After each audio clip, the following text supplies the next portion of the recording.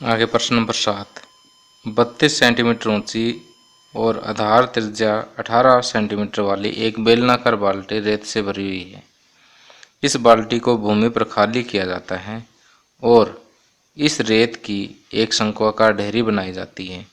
यदि शंक्वाकार ढेरी की ऊंचाई 24 सेंटीमीटर है तो इस ढेरी की त्रिज्या और तिर्यक ऊंचाई ज्ञात कीजिए। देखिए यहाँ पर आपको क्वेश्चन क्या दिया हुआ है कि एक बाल्टी है जो बेलन के आकार की है। ये 32 सेंटीमीटर ऊंची है और आधार की त्रिज्या इसकी 18 सेंटीमीटर है।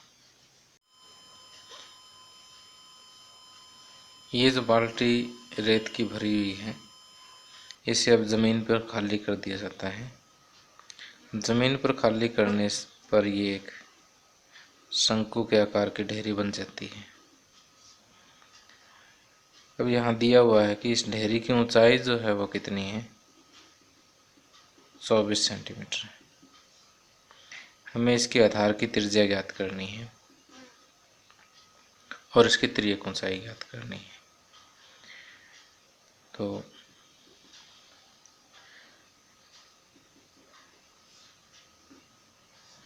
यहाँ पर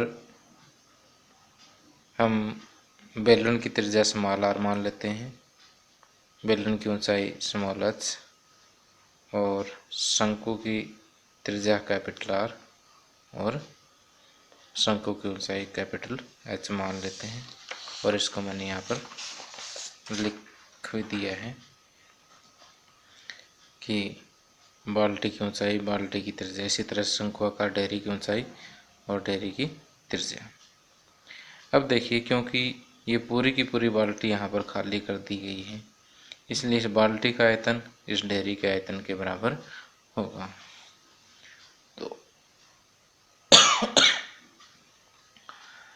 तो यहाँ पर हम लिखेंगे बेलनाकार बाल्टी का आयतन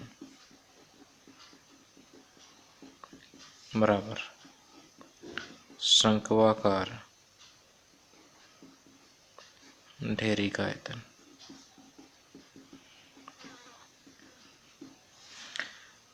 अब बेलन का आयतन आपको पता है क्या होता है, पाई आर स्क्वायर एच, और शंकु का आयतन 1/3 पाई आर स्क्वायर एच।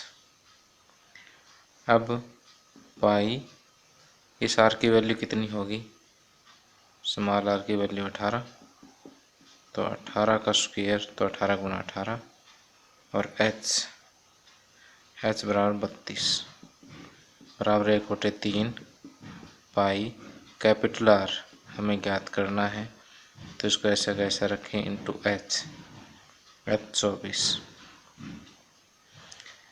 अब कैपिटल आर आपको ज्ञात करना है तो कैपिटल आर स्क्वायर बराबर ये बाकी जितना भी है इस साइड लें, पाई इंटू 18 इंटू 18 इंटू 32। अब ये पाई मल्टीप्लाई में डिवाइड हो जाएगा, 24 मल्टीप्लाई में ये डिवाइड हो जाएगा, 3 डिवाइड में ये मल्टीप्लाई हो जाएगा, पाई से पाई कैंसिल और 3 एकम 3 8 3 24, 8 एकम 8 800 के 32।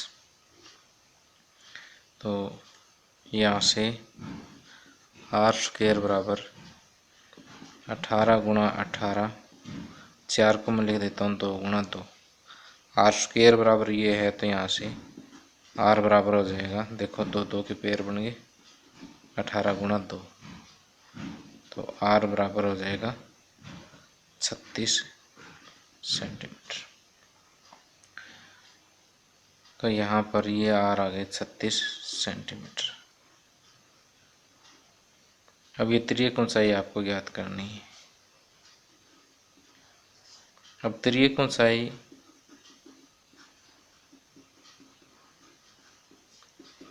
एल का सूत्र क्या होता है, R square plus H square under the root. R कितना निकला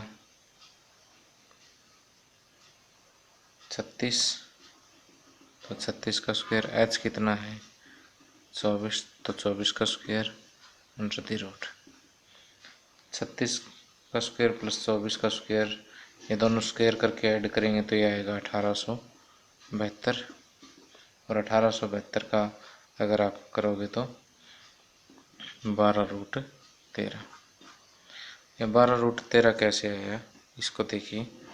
1872 को ऐसे कर लीजिए आप, 2 में 18, 2 3 6, 2 6 12, 2 चौके 8, 2 6 12, 2 8 16, 2 दूनी 4, 2 3 6, 2 चौके 8, 2 एकम 2, 2 एकम 2, 2 7 14, और फिर 3 पे कटेगा 3, 3 और 3 में 27, 3 13 3 39।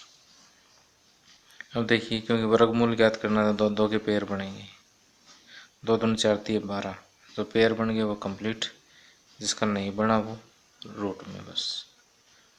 ठीक, तो त्रिज्या ऊंचाई इतने सेंटीमीटर आ जाएगी।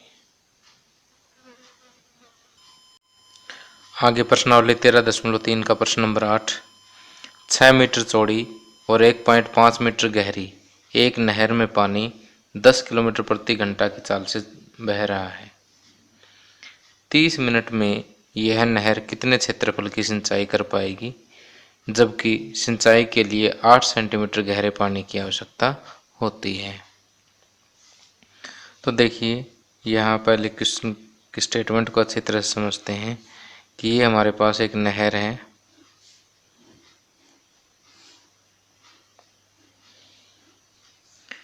और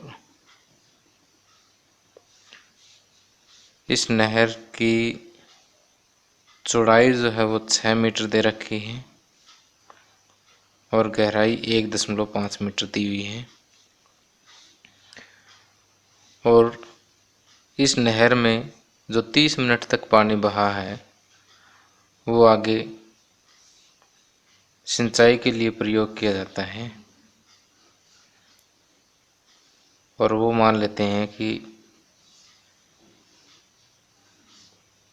किसी L लंबाई और B चौड़ाई वाले क्षेत्रफल और H गहराई वाले क्षेत्रफल की सिंचाई करने में प्रयोग हो जाता है, जबकि ये गहराई हमें दे रखी है 8 सेंटीमीटर।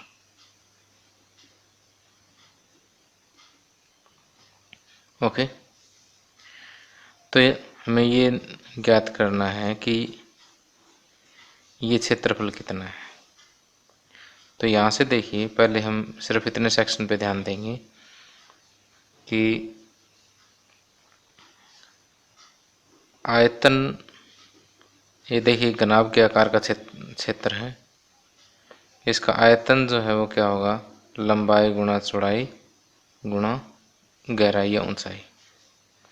अब लंबाई गुणा चौड़ाई क्या होता है, क्षेत्रफल,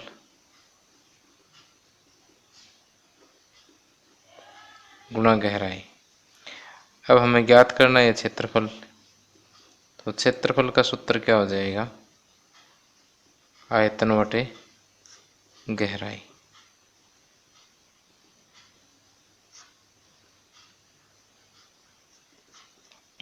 एक तो हमें इस चीज का प्रयोग इस सवाल में करना है।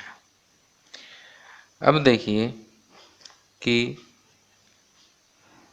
इस नहर में जो 30 मिनट तक पानी चला है उसका आयतन और यहाँ जो पानी भरा हुआ उसका आयतन क्या होगा, बराबर, क्योंकि इस नहर वाला पानी तो इस क्षेत्र में आया ही, इसलिए इन दोनों का आयतन क्या होगा, बराबर। अब इस नहर के पानी का आयतन कैसे ज्ञात करेंगे जो 30 मिनट में चला है। अब हमारे पास इसकी चौड़ाई है, गहराई भी है, लेकिन लंबाई नहीं है।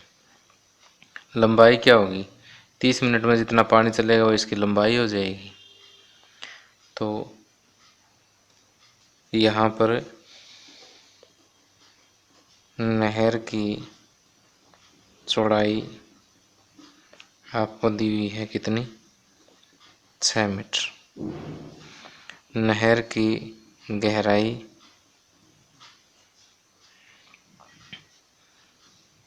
चौड़ाई को कैपिटल B से लिख देता हूँ, चौड़ाई 6 मीटर और गहराई 1.5 मीटर। अब पानी की चाल क्या है? 10 किलोमीटर प्रति घंटा। पानी की चाल बराबर 10 किलोमीटर प्रति घंटा। और समय हमें क्या दिया हुआ? 30 मिनट। 30 मिनट का मतलब आधा घंटा। अब दूरी बराबर क्या होता है? दूरी बराबर होता है चाल गुणा समय। तो पानी द्वारा तय दूरी, चाल होगी 10 किलोमीटर प्रति घंटा और समय हो गया आधा घंटा, तो ये आ जाएगा 5 किलोमीटर। अब देखिए हमारे पास चौड़ाई मीटर में है, गहराई भी मीटर में है, तो ये दूरी भी मैं मीटर में बदल लेता हूँ। 5 गुणा 1000 मीटर यानी 5000 मीटर। ओके, तो ये जो दूरी आ गई ये कितनी आ गई? 5000 मीटर। अब नहर के पानी का आयतन,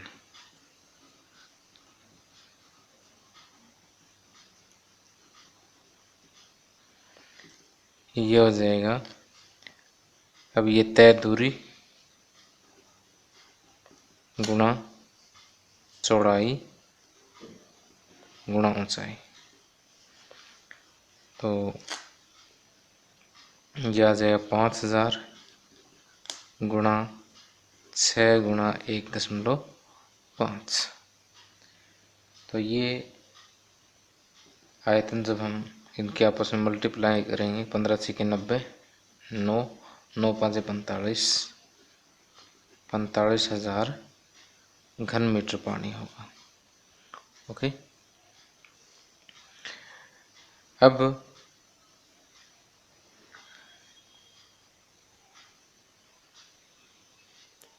जितने क्षेत्रफल की सिंचाई ये पानी कर पाएगा,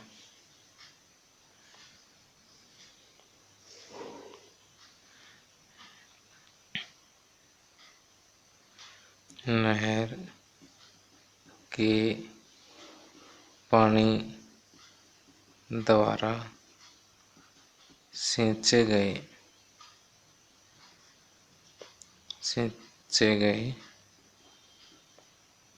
क्षेत्र का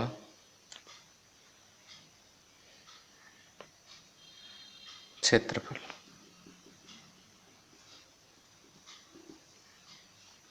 ये क्या होगा? आयतन बटे गहराई।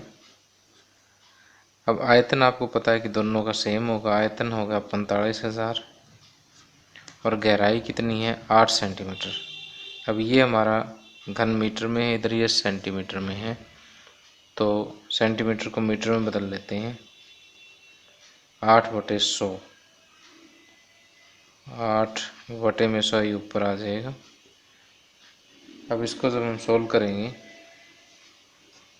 25 चौके 100 और 2 चौके 8, 2 एकम 2, 2 दूनी 4, 2 चौके 8, 2 5 10, इन दोनों की जब हम गुणा करेंगे तो ये 56,2500 इतना वर्ग मीटर जो है आ जाएगा।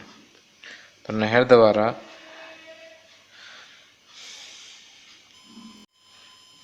अतः जितने क्षेत्रफल की सिंचाई होती है बराबर, अतः जितने क्षेत्रफल की सिंचाई होगी बराबर इतने वर्ग मीटर। ओके,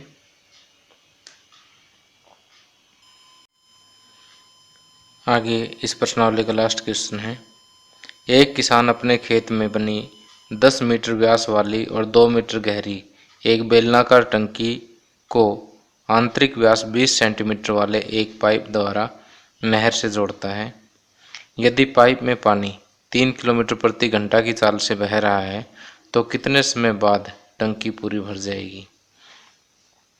देखिए हमें ये दिया हुआ है कि ये एक किसान की टंकी है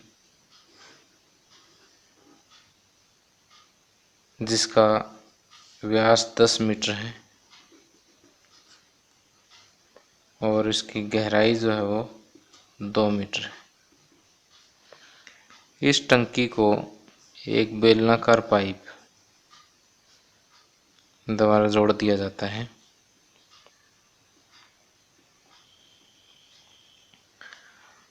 तो इसका जो आंतरिक व्यास है पाइप का वो 20 सेंटीमीटर है और इसमें जो पानी बह रहा है, पानी की जो चाल है वो कितनी है, 3 किलोमीटर प्रति घंटा की स्पीड से इसके अंदर से पानी बह रहा है। तो हमें ये बताना है कि कितने समय बाद टंकी पूरी भर जाएगी, कि ये पाइप जो है इस टंकी को कितने समय में पूरा भर देगी। तो पहले तो जो दिया हुआ है वो लिख लेते हैं कि टंकी की त्रिज्या r बराबर व्यास बटे 2 यानी 10 मीटर बटे 2 यानी 5 मीटर। टंकी की ऊंचाई या गहराई 2 मीटर। और इसी तरह से पाइप की त्रिज्या कैपिटल R से डिनोट कर देता हूँ, व्यास बटे 2 यानी 20 बटे 2 10 सेंटीमीटर। अब देखिए कि यहाँ पर जो पानी की चाल है, पानी की चाल ये दी 3 किलोमीटर प्रति घंटा, और ये मान लेते हैं कि ये टी घंटे में इसको भर देती है। माना टंकी भरने में लगा समय बराबर टी घंटे। ओके, तो यहाँ देखिए चाल कितनी दी, 3 किलोमीटर प्रति घंटा। तो पानी द्वारा 1 घंटे में तय दूरी बराबर 3 किलोमीटर। 3 किलोमीटर के मीटर बना लीजिए, 3000 मीटर। ओके, और समय कितना माना हमने, टी घंटे। तो पानी द्वारा टी घंटे में तय दूरी, जो 1 घंटे में 3000 है तो टी घंटे में 3000 टी इतने मीटर से लेगा। इधर पाइप की त्रिज्या जो सेंटीमीटर में, इसको मीटर में बदल लेता हूँ मैं, 10/100 मीटर यानी 1/10 मीटर। अब देखिए कि यहाँ से पानी द्वारा तय दूरी आ गई, तो इसका मतलब टी घंटे में चले गए पानी की में जो है एक किस्म से ये लंबाई आ जाती है हमारी इसके पास, सॉरी, कि टी घंटे में पानी जितने दूर चलेगा वो इस पाइप की लंबाई मान लेते हैं, और इस पाइप का यूँ पानी इसमें आकर के खाली हो जाएगा। तो ये भी एक बेलन है, ये भी बेलन है। इन दोनों बेलनों का आयतन क्या होगा, बराबर होगा। तो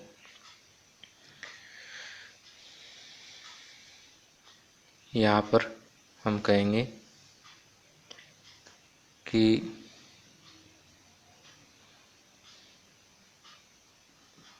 टी घंटे में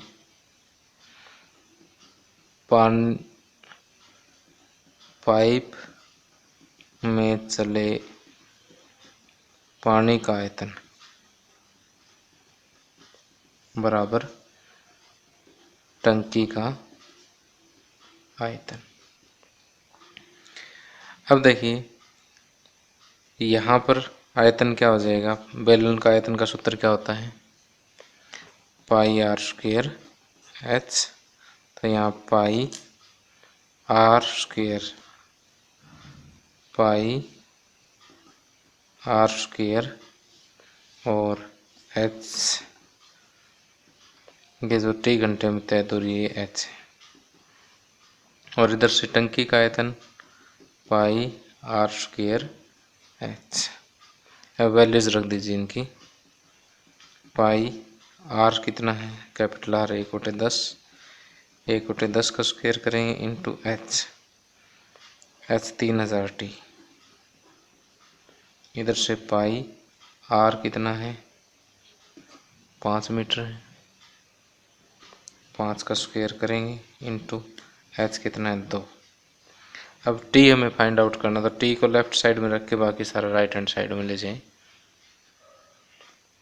तो यहाँ से टी बराबर पाई गुणा 5 गुणा 5 गुणा 2 बटे में पाई, ये 1/10, 1/10 इसके बटे में करेंगे तो 1, 10 ऊपर 1 नीचे 10 ऊपर बटे 3000। तो देखिए पाई से पाई कैंसिल हो जाएगा, 2 0 से 2 0 कैंसिल हो जाएगी, और 5 1 5 5 6 30, 2 1 2 2 3 6, 5/3 घंटे। ठीक, अब 5/3 घंटे जो है इसके मिनट बना लें, 5/3 गुणा 60, इतने मिनट, 3 एकम 3 20 30 8 20 5 100 मिनट का समय जो इसमें लग जाएगा। क्लियर। अब देखिए 8वें और 9वें क्वेश्चन में एक बात समान है कि जो यहाँ 9th क्वेश्चन में हम इस पाइप की लंबाई निकाल रहे हैं वो भी उसी सूत्र से निकलेगी, दूरी बराबर चाल गुणा समय। तो चाल अपनी यहाँ कितनी थी 3 किलोमीटर प्रति घंटा, समय कितना टी, तो 3 किलोमीटर को मीटर में बदल दिया तो 3000 टी आ जाएगा। इसी तरह से पिछले क्वेश्चन में हमने नहर की लंबाई निकाली थी, वो भी इसी सूत्र से निकाली थी। ठीक है, तो इस तरह से उसमें दोनों घनाभों का आयतन बराबर करना था और इसमें दोनों बेलनों का आयतन बराबर करना है। ओके, इसी के साथ ये एक्सरसाइज हमारी समाप्त हो जाती है। अगर ये वीडियो पसंद आया तो इसे प्लीज़ लाइक कर दें। थैंक यू, आपका दिन शुभ रहे।